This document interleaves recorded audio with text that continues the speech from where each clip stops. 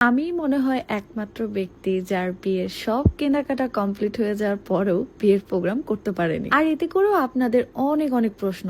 আসলেই তো বিয়ের জন্য দেখলাম ধুমধাম করে কেনাকাটা করলো, তাহলে হঠাৎ এমন কি হলো যে বিয়ের প্রোগ্রামটাই আর দেখতে পাচ্ছি না? চলেন একটু একটু করে আপনাদের সব প্রশ্নের উত্তরগুলো দেওয়ার চেষ্টা করছি। হ্যালো এভরিওয়ান, আসসালামু আলাইকুম সবাইকে। কেমন আছেন আপনারা? আপনাদের অনেক প্রশ্নের উত্তর দেব আজ, আর সেই সাথে নিজের অজানা কিছু গল্প শেয়ার করব। তার আগে বলি, আপনারা অনেকেই দেখেছেন আমরা কিছুদিন আগে ঢাকায় গিয়েছিলাম বিয়ের সব কেনাকাটা করতে। সো আমাদের প্রোগ্রামের কেনাকাটার জন্য প্রথমে আমরা চলে গিয়েছিলাম আনজারাতে। সো আনজারার ভেতরেই আছে আজরান। এখানে ছেলেদের অল কালেকশন পাওয়া যায়। তাই আমরা ভেবেছিলাম আমার যেহেতু কেনাকাটা করতে অনেক টাইম লাগবে, বাপ্পির গুলো আগে কমপ্লিট করে নি। এই তো এক এক করে সেই ড্রেস স্টাইল দিচ্ছিল। এটা ছিল হলুদের জন্য, যদিও এটা নেওয়া হয়নি। আর এটা ভেবেছিলাম মেহেদির জন্য। যদি কখনো প্রোগ্রাম হয় তাহলে আপনারাই অবাক হবেন যে কোনটা আমরা নিয়েছি। এখন তো বলবো না, এটা সারপ্রাইজ থাক। সো আজরানের ভিতরে সব নিউ অ্যারিভাল কালেকশন গুলো ছিল, খুবই ইউনিক। প্রাইসটা একটু বেশি হলেও কোয়ালিটি ছিল বেশ ভালো। যেহেতু আমরা খুবই লাইট কালার খুঁজছিলাম, তাই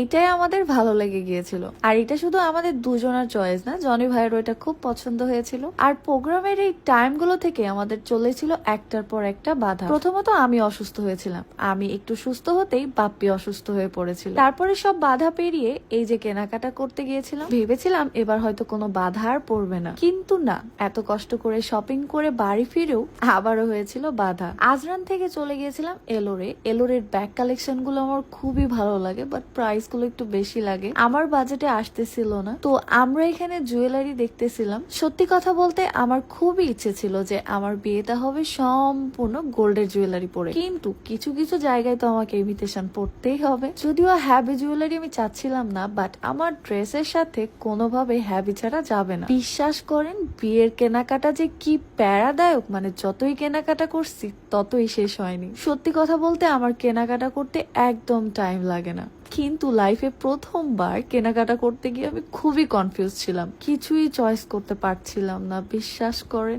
তাই আপনাদের কাছে রিকোয়েস্ট করব, কেনাকাটা করতে গেলে কেউ একা যাবেন না, ফ্যামিলিকে নিয়ে যাবেন। এবার আসি ফ্যামিলির কথায়। যেহেতু বাপ্পির ফ্যামিলি থাকে বাহিরে, তাই তাদের ইচ্ছে এই বিয়ের অনুষ্ঠানটা হবে ধুমধাম করে, কিন্তু কোনো কারণে তারা এখন আসতে পারছে না। এই নিয়েই প্রোগ্রাম একবার হবে একবার হবে না। কি করা যায় কি করা যাবে না, সবকিছু মিলিয়ে আমরা খুবই কনফিউজড এর মধ্যে ছিলাম। অ্যাট লাস্টে ডিসিশন নিলাম, না, যাই হয়ে যাক, এত কনফিউশনের মাঝে প্রোগ্রাম করাটা কোনোভাবেই ঠিক হচ্ছে না। আর তার উপর ছিল আমাদের অনেক তাড়াহুড়ো, হাতে ছিল না একেবারেই সময়। প্রোগ্রাম ছোট হোক বা বড় হোক, অনেক আশার স্বপ্ন নিয়ে প্রোগ্রামটা করব।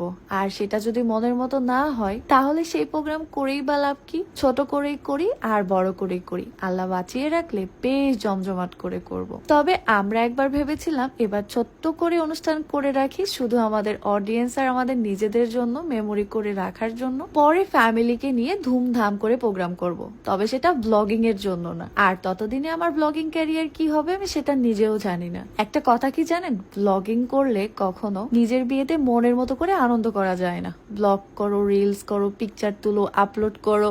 আমি আসলে ফ্যামিলির সাথে টাইম কাটাতে চেয়েছি, ব্লগিং করে সময়টাকে অপচয় করতে চাইনি। এট লাস্টে আনজারার বেশ কয়টা লেহেঙ্গা দেখার পরেও আমি আসলে পছন্দ করতে পারিনি, আর পছন্দ হলেও আমার বাজেটে আসেনি। ব্যাপারটা ছিল এমন। ফাইনালি আমি কি কি নিয়েছি আমার প্রোগ্রামের জন্য অবশ্যই আমি আপনাদের দেখাবো। প্রোগ্রাম কবে হবে, কিভাবে হবে সেটা হুট করে জানতে পারবেন। তবে এবার যাই করি ভেবে চিন্তে, হাতে সময় নিয়ে খুব সুন্দর করে করব ইনশাল্লাহ। আপনাদেরকেও আর বেশি অপেক্ষা করাবো না। সো আজকের ভিডিও এই পর্যন্তই। সবাই ভালো থাকবেন, সুস্থ থাকবেন। আল্লাহ হাফেজ।